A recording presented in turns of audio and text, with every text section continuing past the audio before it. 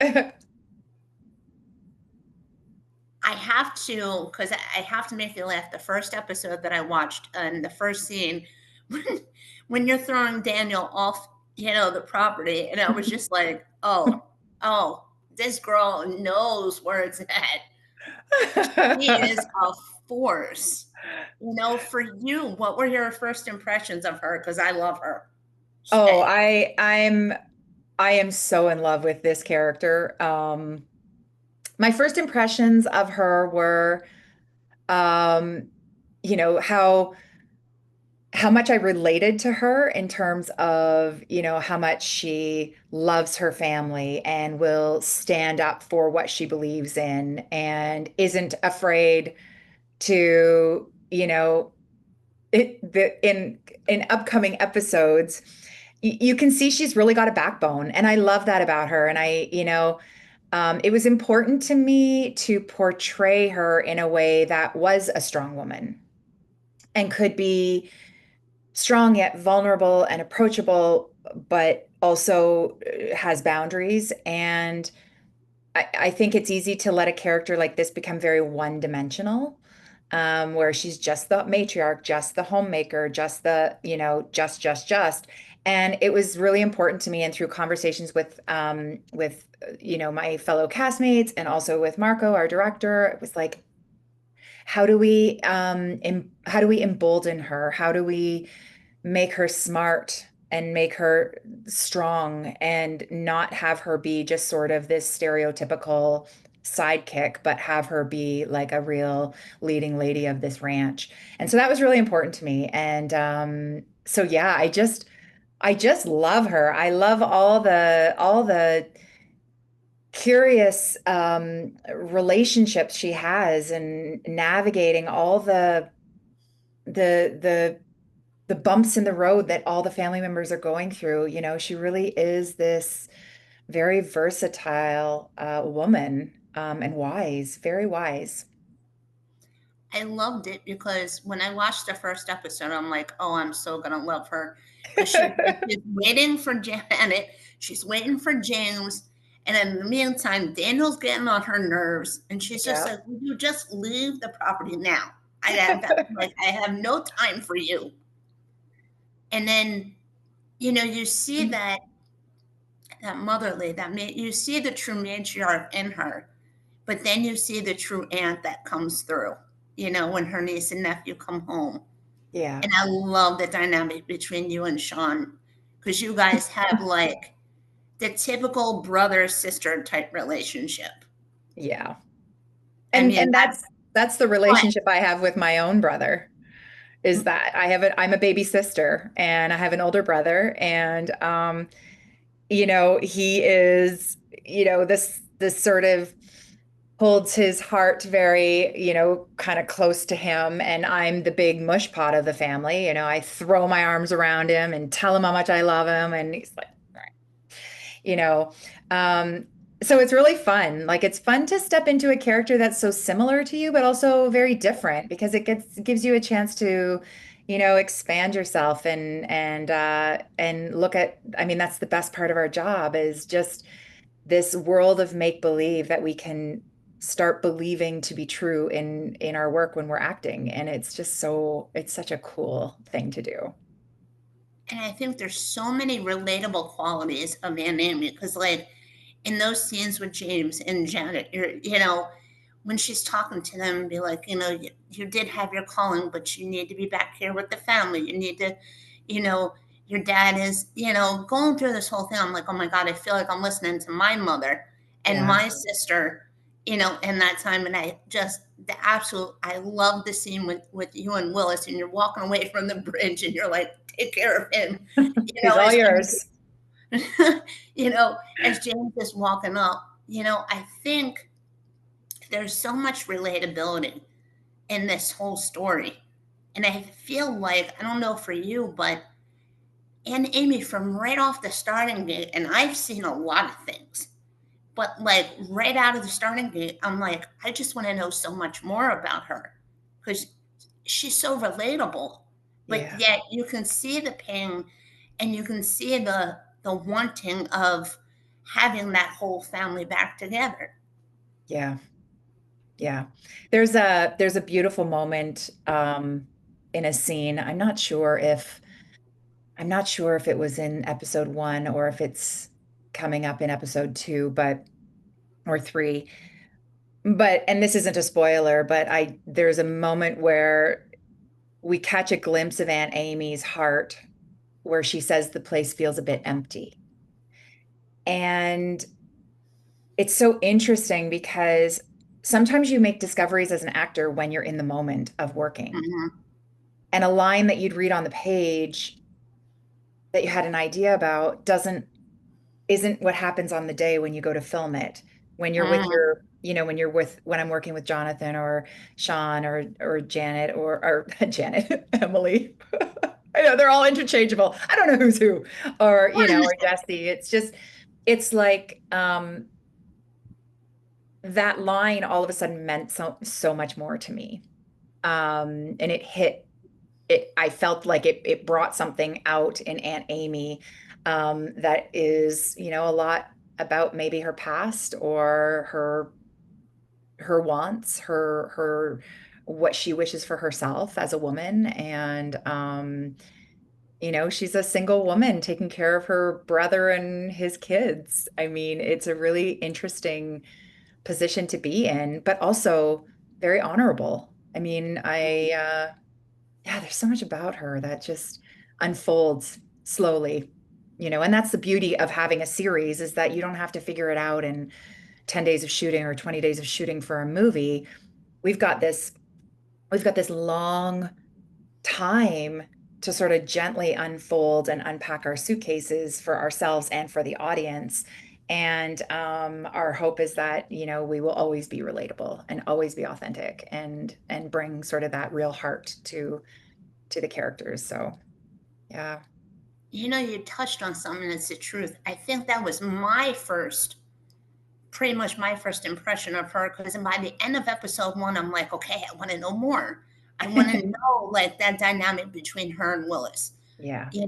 That moments that she had with James in the barn, and it's like I think what makes it so attractable, this show and the story, is there's so much that we all can reflect upon and we all can see, that dynamic between, a brother and a sister. I had those moments with my sister, you know, Right. the financial issues, the whole Yeah. family. I have to touch because when I saw the live, when you guys did it before episode 1 aired, you came late in the game on third. By the age of 30, you turned from being a teacher to an actress. Yep. Like, how did that come about? That's incredible. Oh, um, it's I mean, I look back and I think, what was I thinking? Listen, I was always a very, very creative, imaginative kid. I mean, I was putting on shows from the time I was born. As soon as I knew I could talk and have a voice, I was talking Uh-huh. and having a voice. So, but the arts weren't really a part of where I grew up. And so we moved around a lot. I went to a lot of different elementary schools. My parents were in a business that had us moving. And so I they put me into sports. So I was an athlete my whole life. I played competitive basketball uh all, all through like my younger years and then into high school. Really wanted a scholarship to the States to play, but got hurt and picked up a badminton racket and volleyball and played volleyball. I played badminton for my university. I was a varsity athlete, and while I was studying my kinesiology degree, and I also played volleyball. And then I played volleyball for decades. Beach volleyball and indoor volleyball. Like I was a jock. For all intents and purposes, I was a jock, and I never really had a chance to explore the arts. And although I was always very, very reflective. And a lot of the times, my only friends were the friends I made up because I was moving around so much. So um, I have this very rich, creative spirit. And I guess I went through like an early kind of midlife crisis when I was when I was 30 or around that time. And I thought, like, I have I have everything I should want, but I feel like I'm missing something. Like I feel like I loved teaching. I didn't leave teaching because I didn't love it. I took a break. I took a year. That was it. It was supposed to be a year. Um, and I had taken my first acting class at 30, and I was doing, I was teaching my students during the day, and I would go and do community theater at night. And, and then I started auditioning for small parts in television shows that were shooting in that town that I was teaching in. And I would go at lunch hour for an audition, and I would come back, and my students would say, Miss D, did you win? Did you win? I'd be like, boys and girls, I was so nervous. I got sweaty and I felt sick in my belly and I forgot my lines. And then I would come back to school the next day and I'd have all these pictures drawn for me, like, we love you. And it was like the best cheerleading section ever. But when I turned 35, I had booked enough roles and I was at this sort of pivotal point in my life where I thought it's now or never.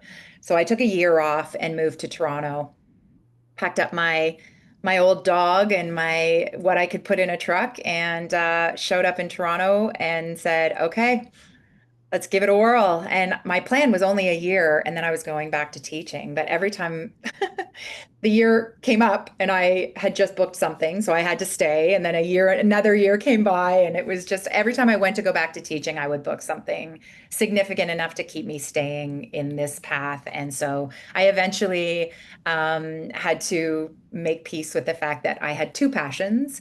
And one I had celebrated for 12 years, and one I was taking this massive leap of faith into, and following my heart and my art, I guess you could say. So yeah, it was That is, I, I oh don't know my, if I would be as brave today. I was really brave when I was 35. I don't know if I'd be as brave today, but that's the ironic part. If we all, I think, look back, but even for myself, when I was 35, I'm like, God, I wish I knew now and I would transfer it back to myself at 35. right, right. I cannot, when I heard that on the live, I'm like, huh? So, like, you do it for so long, and then you find your way you find your way to the arts with Yeah. only, wow, with only that. Okay, I think I'm just going to do this for a year and talk about destiny. Wanted you here. There is so much. I have this painting beside my bed, and it says sometimes the only available transportation is a leap of faith. And for Oh, me, that's exactly what I allow to guide me through my life is faith. Um, Faith that I know I'm protected, that I am watched over, that I have a beautiful community to catch me if I fall, and that it doesn't serve anyone, and especially me, it doesn't serve me to play safe and to not take chances on myself. And so I really, yeah, it hasn't been easy. I mean, it's not like I did a TED talk on this, and on this whole switching from act to teaching to acting and how difficult it is because people sometimes think, oh, chasing your dreams, oh, it's such a romanticized thing, mhm. right? You can do it. Well, it takes so much fortitude and so much faith in yourself that when everyone else says no, you saying yes is all that matters. And Mm. when I first moved to Toronto, I tried to get an agent. And I actually had an agent who looked at my headshot and my resume, and he told me I was too old to dream of being a movie star. And then he slid my headshot and my resume back to me. And it's interesting because I think if I hadn't been an athlete, like a seriously competitive athlete, I would have taken that very personally as like an assault on my person, and I would have potentially given up. But I'm used to that whole fail, pick yourself up, lose a game, try again, lose the game, practice harder. I have an athlete's mentality. And so I was kind of like, okay, well, then you're not my person. And And I found my right agent, who was this wonderful, wonderful woman named Linda Butler, and I'll be forever indebted to her because she took a chance on me and she had faith in me. And I told her, I said, I don't have a huge resume, but I know that this is where I belong. Hmm. So I want a team to walk with me. And that's either going to be you or it's going to be someone else, but it'll be someone. And I mean, you have to have that sort of bullheaded faith in yourself to do it. And hopefully you have people to help cheer you on. And I definitely did. I had a really, really great support group saying, you can do it. You can do it. You So, know, to that other one that said no, here you go. Look at me now. I'm on Crossroad Springs. yeah. Take that. Whoops. Because I think it's those moments that teach us the most.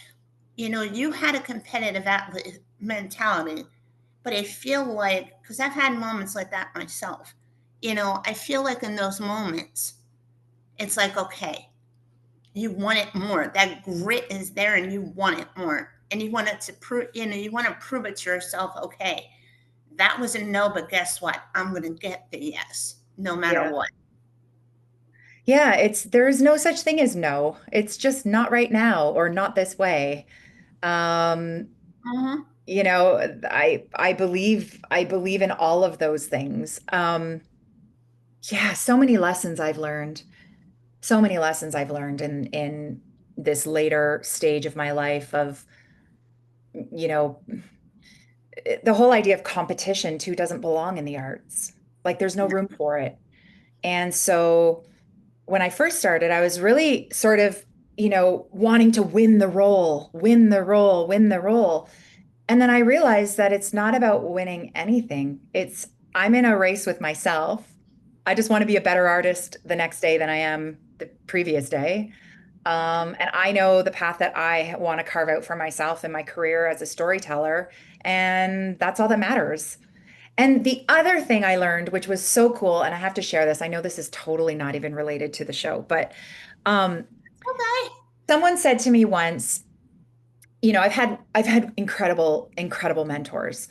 Um, and someone said to me, what's meant for you will never pass by you. You can't mess it up. If it's for you, you can spit nickels out of your nose and it's still going to happen. Like you can push and push and push. You can't stop what's meant for you. And they said, and you don't know what no in your life is making way for yes in somebody else's that they need. And I thought about that and I thought for every role that I don't get, which are many, I mean, I audition all the time and I had 7 auditions in the last week and I probably won't hear from any of them. Um, and that's just the nature of the business. But then there's a part of me, instead of getting down on myself, there's a part of me that says, I try to envision what it's like for that person who got the call that says yes. Oh, And what if wow. they were just on the verge of quitting acting? Or what if they, like I love that idea that our no means someone else's yes. And then I try to sort of anchor in that instead of in a place of like rejection or taking it personally. And I think that's what allowed me to succeed as a late bloomer in this business. It's just a different mentality. And you have such a beautiful drive and a beautiful spirit, and Thank you. you're meant for this. Thank you. I mean, hello. And Amy is like a force to be reckoned with. First, she's throwing people off, she's throwing people off the land. Then she's welcoming, Janet and James home. Let me make food for you. And then the next breath, she's just like, deal with your father. I'm done. Yeah. I know she's a complicated woman. I mean, I'm a complicated woman, so I really relate to that. There are many layers of Aunt Amy. I think that's the biggest thing why I love her so much. But for Crossroad Springs, how did you did you audition for Aunt Amy? How did you get with this? No? No, it's so funny. I have been since the day I stepped on Heartland years and years and years ago. I remember thinking, this is what I want. I want a series that feels like this. It feels like, and by feels like this, I don't mean like the same show. I mean that feels like going to set is like going to your family, your second family, Mhm. where you have consistency in the work and you have this ability to carry the story of a character for many, many, many seasons. And I have always, always, always envisioned myself in a series. So I'm a big believer in manifesting. I do a lot of journaling and vision boards and things like that. That's a huge part of my spiritual life.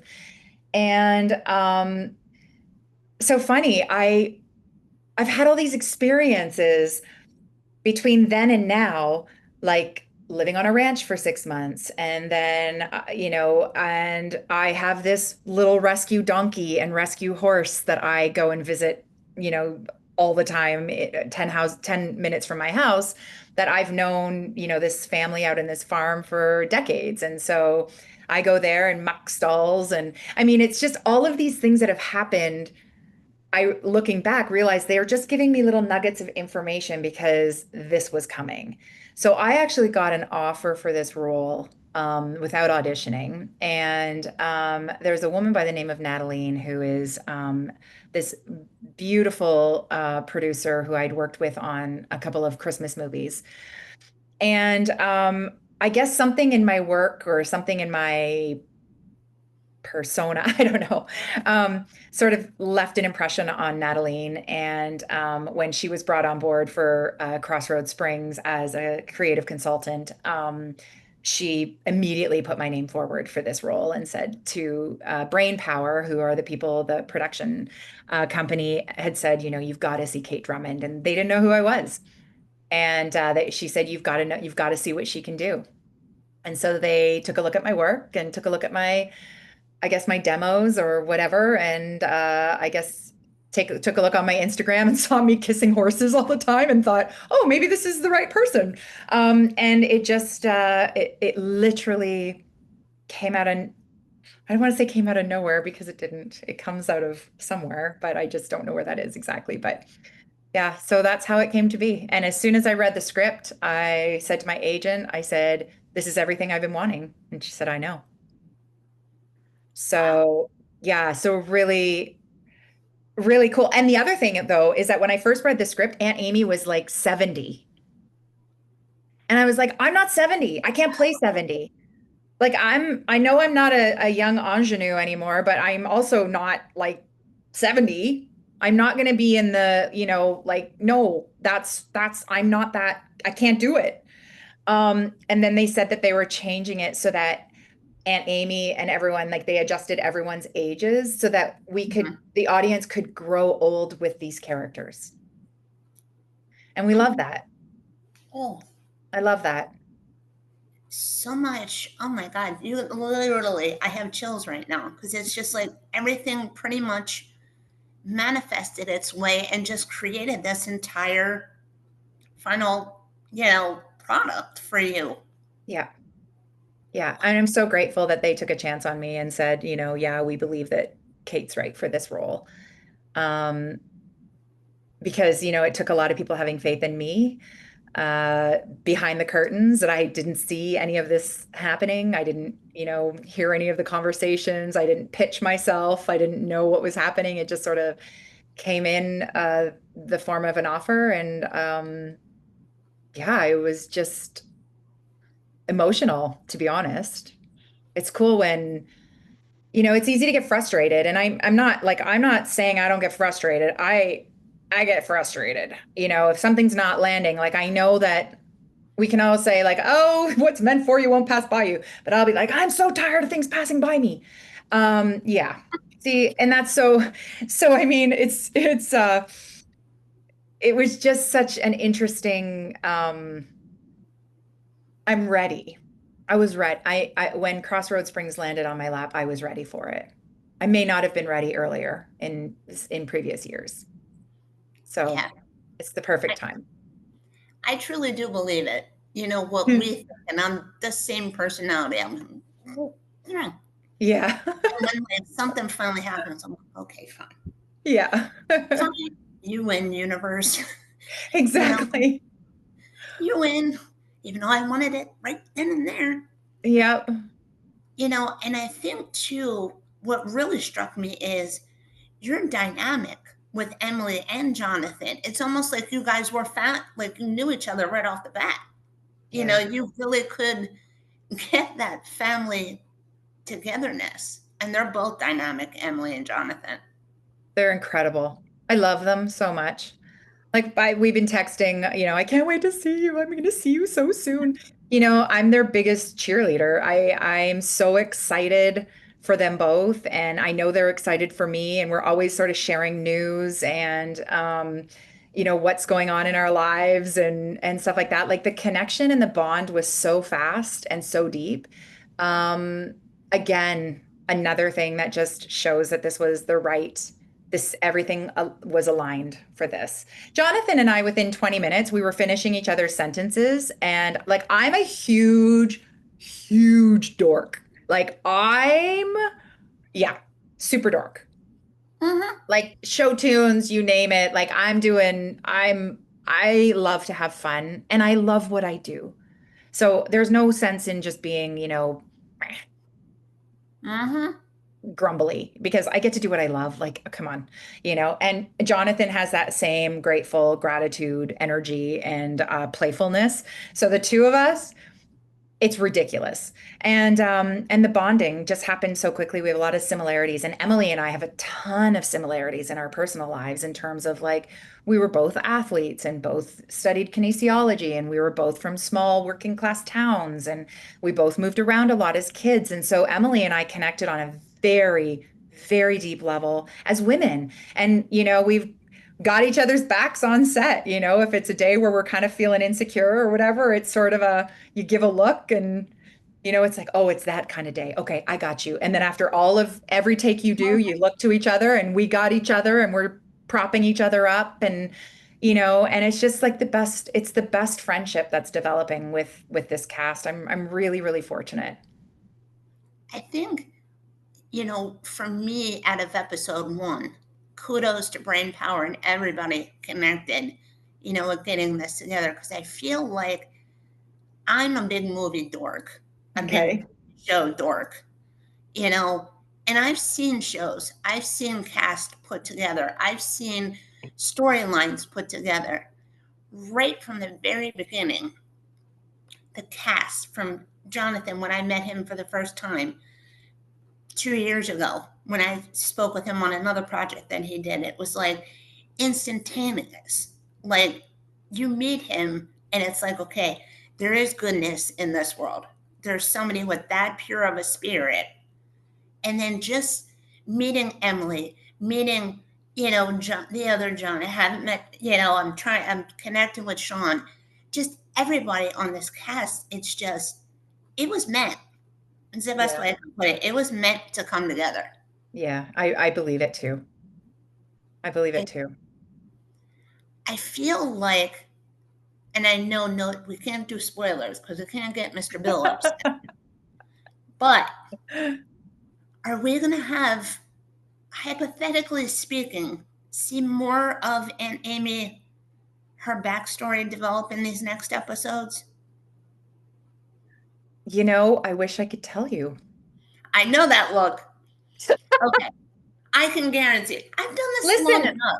I'm a bad liar. I'm a bad liar. I don't know what's going to happen in the next four episodes. I really don't. We don't have we can hope. We know where we've got ahead. We know what we've already shot and we know where we're heading. But how the writers decide to tell the story or what, the long-term gain if we are lucky enough to have multiple seasons, maybe some things are better for an upcoming season if there is one. That's the writers, planners, people. We just get our script and we're like, "Ooh, this is happening. Cool." So, who knows? I think it was between you saying in the live that you started so fast, so late in this game, and then when they were like, Cameron's going to Bill, do you want to say? And I'm like, just say it. Is there going to be a season two? And they were just like, there's another 4 episodes, Tash. I'm like, and then my aunt calls me on the phone. She goes, does that usually happen? I'm like, no. No. She's like, is that true? I'm like, yeah.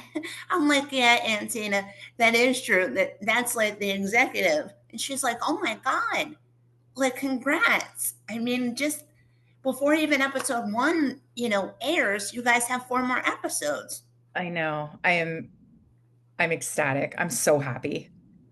And I just think there's such a place for it. I think this, there's such a listen, I've done my share of drama. I've done my share of action. I've done my share of edgy shows. I love what I do. I mean, I will, you know, forever be a storyteller in different genres. But I love this. I love the feel good nature of this show. Like I love the celebrating family, especially now. I feel like there's so much in the world to bruise our spirits, and I feel like we need some entertainment that we feel just a little lighter on our heart. That's a little lighter on our heart, and I really think that this show is that. And although it has issues, not the show, but we, and we the people, but also we the actors, the story. There are issues that we have to overcome, and there are hardships, and there are struggles and stuff. But I think at the core of everything in this show, it always comes down to love and faith and community. And I think those are themes to be celebrated in this day and age for sure. I said it to everybody, but I said it to Emily, and I mentioned it to Franco and Jonathan. I said, with so much, how can I put it, toxicity in the world, the bad juju energy, it was like this was the perfect timing to watch a story that you have a couple that's ready to give birth to a child and they're dealing with financial struggles. Very relatable topic. You have a brother and sister who's trying to get the family back together, and then obviously Willis's wife passed away. Super relatable. And there's so much more dynamic where I think it will be around for so many more seasons because there's so much that hits home for a lot of people. And I think, like I said, kudos to the writers and everybody, for making a relatable story, including the force that is in Amy. Did you hear in the Facebook Live when they asked what I wanted for Aunt Amy and I said I want her to not die? Yes, do not make her die. No. We need more of her. You get off the land. You take care of your father. I'm done dealing with my brother. Oh, no, it's yeah, I'm just I have so much joy in me for what's to come. I'm really happy.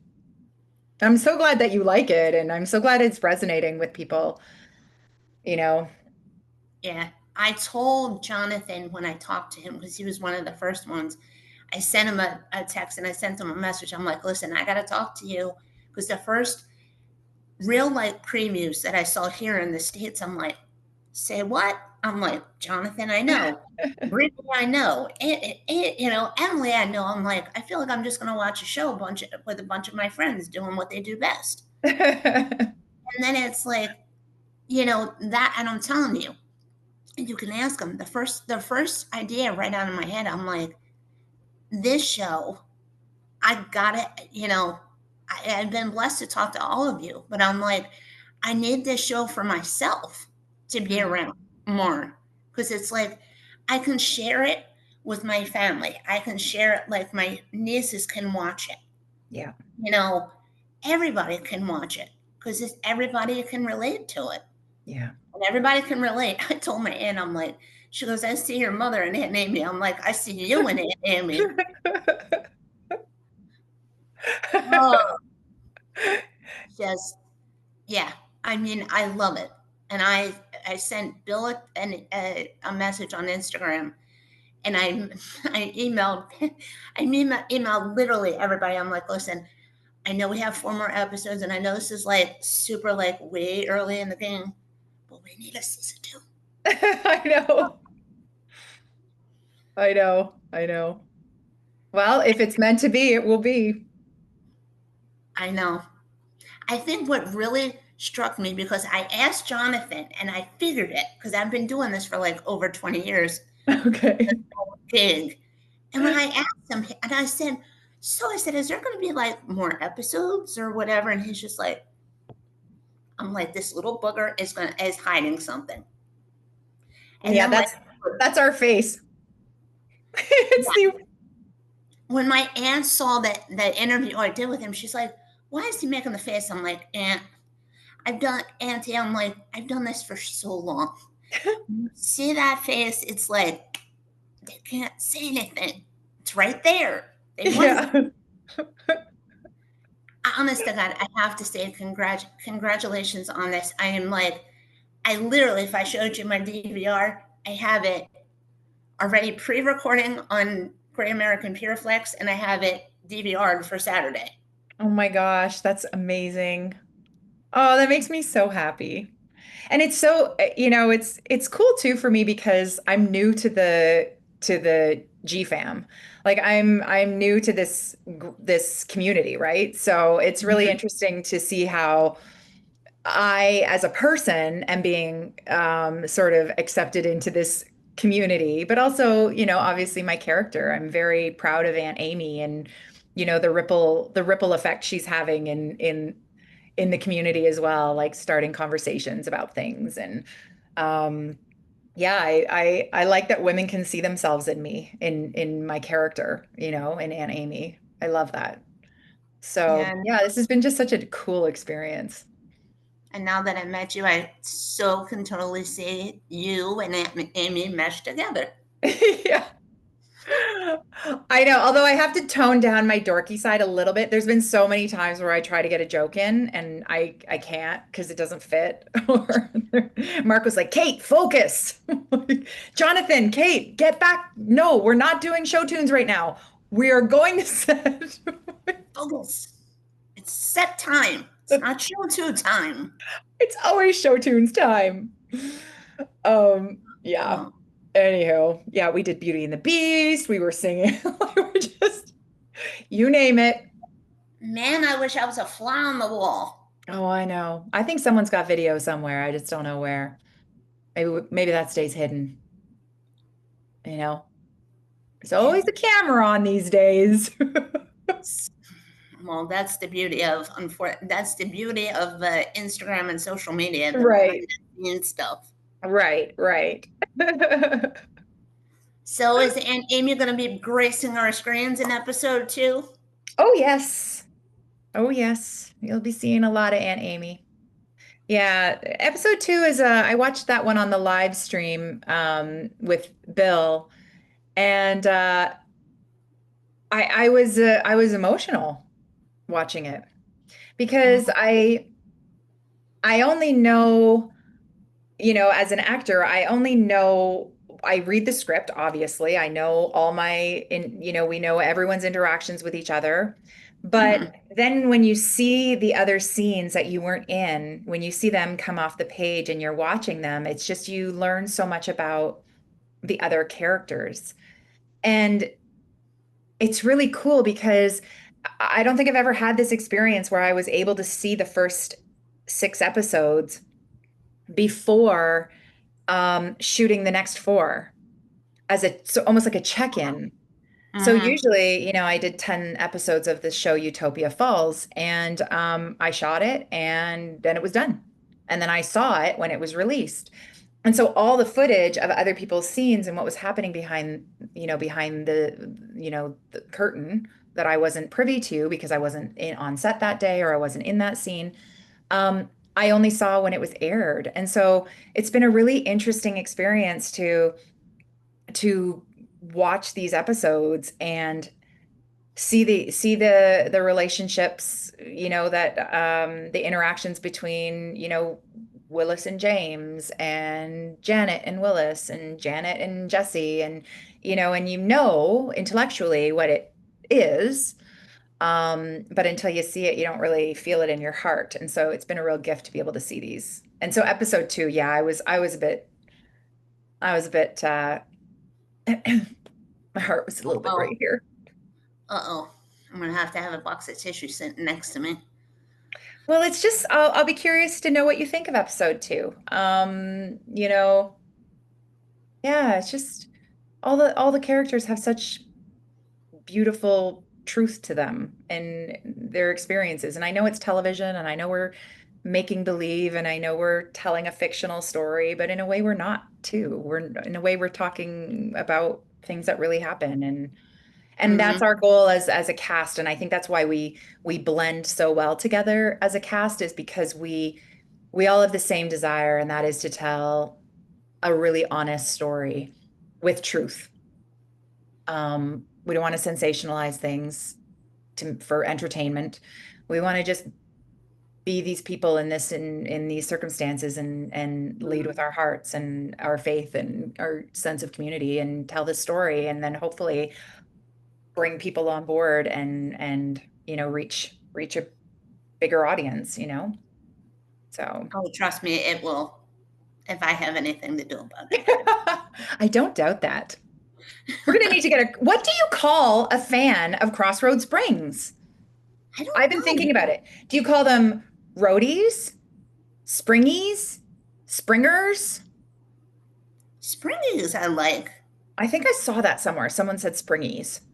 Springies, springers, crossies, cross Springies and I like roadies. Because I mean it does have that whole, you know, roadies. yeah.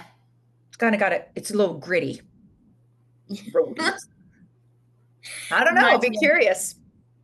reminds me of Aunt Amy with her hair. Yeah.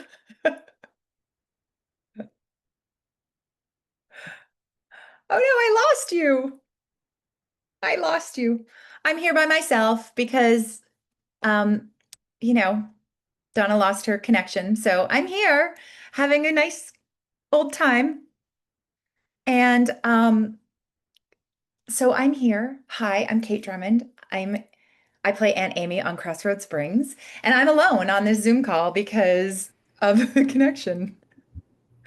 Oh, but I think she's back. Hello. I'm back. Hang on.